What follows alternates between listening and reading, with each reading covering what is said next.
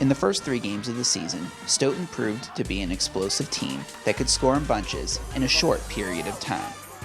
Thursday night, October 2nd, at Oliver Ames was no different.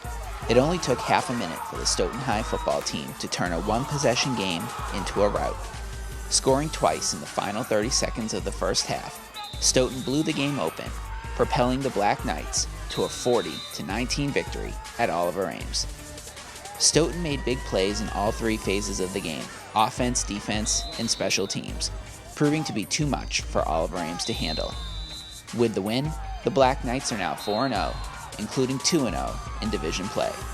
Before the game, we all got together and Crimmins made a speech saying this is the last time us seniors will be on this field and face away, and that really meant something because this is a huge rivalry. We want to do what we did and go out there and smack them. 4-0, I'll take it anytime. We're just trying to stay healthy and improve every week.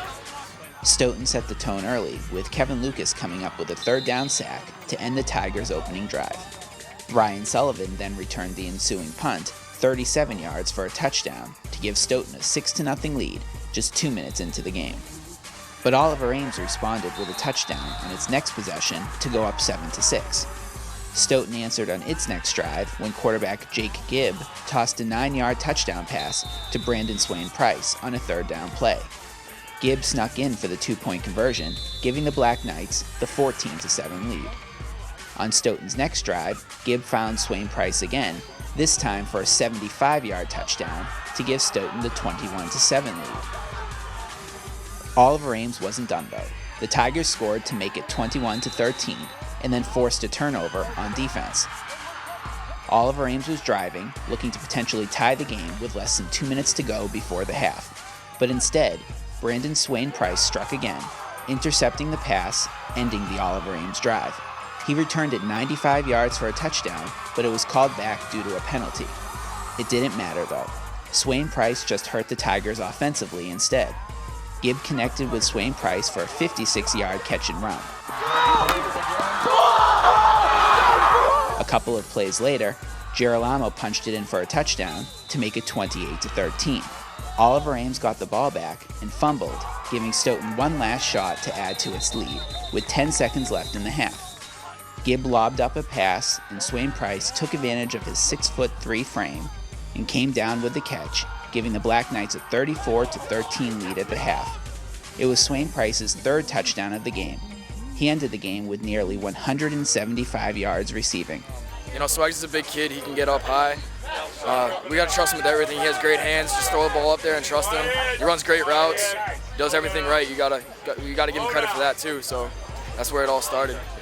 Honestly, before the game, it was our game plan, to give me the ball more, and because we scouted the DBs, the first 3 games they had, and they weren't as good as us. So me being the number 1 wide receiver, on our team, one of the best wide receivers on our team, I was one of the top players. So they had to give me the ball, and I knew I was going in there doing what I do, me and Gibb, This sequence of events at the end of the first half, which contributed to 2 quick Stoughton scores, proved to be the difference in the game.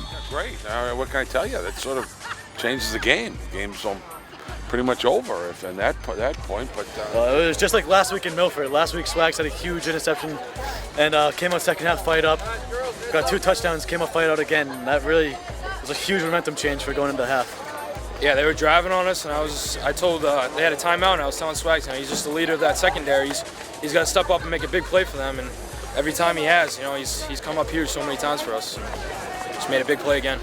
Stoughton capped its scoring on the first drive of the second half. Girolamo started things off with a 38-yard scamper.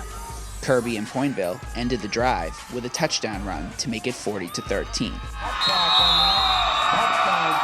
Oliver Ames scored a late touchdown to account for the final score. Stoughton travels to Canton Friday, October 10th, looking to continue its hot start to the season.